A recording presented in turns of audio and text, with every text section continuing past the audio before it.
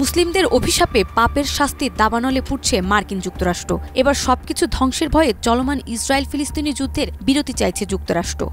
কিছুদিন আগে ইসরায়েলে $800 কোটি সহযোগিতার কথা বলেছিল বাইডেন প্রশাসন। এবার তারাই চাচ্ছে যুদ্ধবিরতি। যুক্তরাষ্ট্রের এই যুদ্ধবিরতি কিসের ইঙ্গিত দিচ্ছে? অবশেষে কি যুক্তরাষ্ট্র বুঝতে পারল অন্যের ক্ষতি করে কখনোই ভালো থাকা যায় না?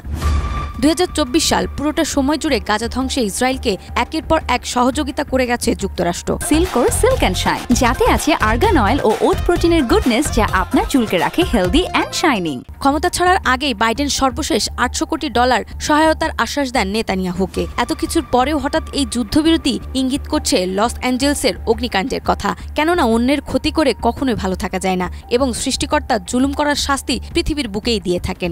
নেটিজেনরা বলছেন গাজার আর্তনাতে সৃষ্টিকর্তা তাদের প্রার্থনা শুনেছেন এবং তারই প্রেক্ষিতে লস অ্যাঞ্জেলসে অগ্নিকাণ্ড ঘটেছে। যুক্তরাষ্ট্র সরকার কিছুটা হয়তোবা আন্দাজ করতে পেরেছেন, আর তাই তো এখন চাইছেন ইসরায়েল ও গাজার মধ্যে যুদ্ধবিরতি হোক।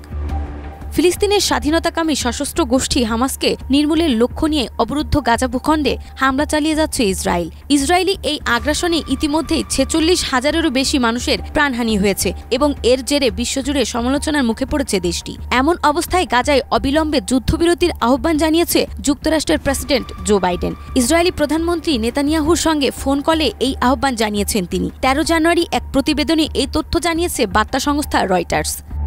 বার্তা সংস্থাটি বলছে, আগামী 20 জানুয়ারি যুক্তরাষ্ট্রের প্রেসিডেন্ট হিসেবে দায়িত্ব নিতে চলেছে ডোনাল্ড ট্রাম্প, আর সেদিনই প্রেসিডেন্টের পদ থেকে বিদায় নেবেন জো বাইডেন। আর এর আগেই গাজায় আটক থাকা বন্দীদের মুক্তি ও যুদ্ধবিরতি চুক্তিতে পৌঁছানোর জন্য জোর চেষ্টা চালাচ্ছেন মার্কিন কর্মকর্তারা। দুই নেতা টেলিফোনে কথা বলার পর হোয়াইট হাউস এক বিবৃতিতে বলেছে, প্রেসিডেন্ট বাইডেন এবং নেতানিয়াহু ফিলিস্তিনের গাজা ভূখণ্ডে লড়াই থামাতে এবং সেখানে আটক থাকা অবশিষ্ট বন্দীদের মুক্তি করার জন্য একটি চুক্তিতে পৌঁছানোর চেষ্টা নিয়ে আলোচনা করছেন। হোয়াইট হাউসের ওই বিবৃতিতে বলা হয়েছে, প্রেসিডেন্ট বাইডেন গাজায় অবিলম্বে যুদ্ধবিরতির প্রয়োজনীয়তার উপর জোর দিয়েছেন এবং এই চুক্তির অধীনে লড়াই বন্ধ করার মাধ্যমে মানবিক সহায়তা বৃদ্ধির পাশাপাশি গাজায় আটক থাকা বন্দীদের প্রত্যাবর্তনের উপরও জোর দিয়েছেন।